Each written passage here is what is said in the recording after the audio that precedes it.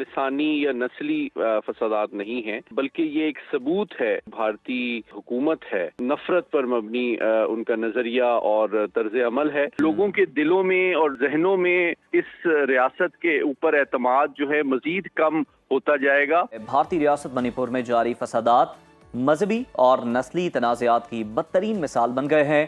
مئی 2023 سے شروع ہونے والے یہ فسادات اب تک کم و بیش 250 سے زائد قیمتی جانیں لے چکے ہیں اور ہزاروں لوگ اپنے گھروں سے بے دخل ہو چکے ہیں۔ حکومت نے کرفیو اور انٹرنیٹ معطلی جیسے اقدامات کے لیے کیے ہیں، لیکن یہ مسئلہ ختم ہونے کی بجائے مزید پیچیدہ ہوتا جا رہا ہے۔ ان فسادات کے پیچھے کیا عوامل ہیں اور یہ محض نسلی اور مذہبی تصادم ہے یا اس کے پس پردہ کچھ گہرے سیاسی عزائم بھی کار فرما ہیں؟ اسی پر بات کرنے کے لیے ہمارے ساتھ موجود ہیں سید محمد علی۔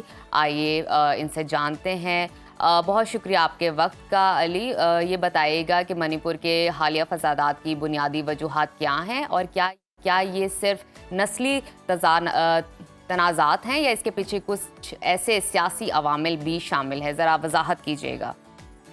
بہت شکریہ جی۔ دیکھیے بات یہ ہے کہ یہ صرف لسانی یا نسلی فسادات نہیں ہیں، بلکہ یہ ایک ثبوت ہے واضح انداز میں جو بھارتی ایلیٹ اور حکومت ہے ان کی تنگ نظری کی پالیسی پر مبنی جو ان کا طرز عمل ہے، جس میں وہ تمام مائنورٹیز، چاہے وہ لوور کاسٹ ہندوز ہوں، مسلمان ہوں، سکھ ہوں، دالت ہوں، عیسائی ہوں، ان سب کے ساتھ جو ہے ان کا ایک انتہائی تنگ نظری پر مبنی اور نفرت پر مبنی ان کا نظریہ اور طرز عمل ہے، جس طرح آپ نے سیاسی عوامل کی بات کی، تو جو حکومت میں جابز ہیں، پوسٹنگز ہیں، کوٹا سسٹم ہے، وہ سب بھی اس کی ترجمانی کرتا ہے۔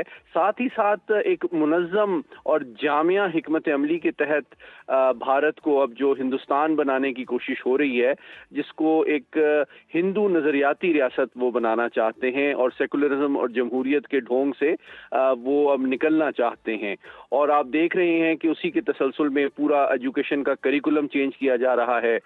مسلمانوں کا جو کنٹریبیوشن 1000 سال پر مبنی ہے اس کو ختم کیا جا رہا ہے، زبان کو چینج کیا جا رہا ہے، اپنے آرٹ، کلچر، مذہب، ہر چیز میں تبدیلی لائی جا رہی ہے، اور اس میں ہندوؤں کے علاوہ ہندو انتہا پسند سوچ سے ہٹ کے جو تمام سوچ ہے، تمام لوگ ہیں، تمام کنٹریبیوشنز ہیں، ان کو تاریخ، کریکولم، قانون اور سیاسی نظام سے بھی الگ کیا جا رہا ہے۔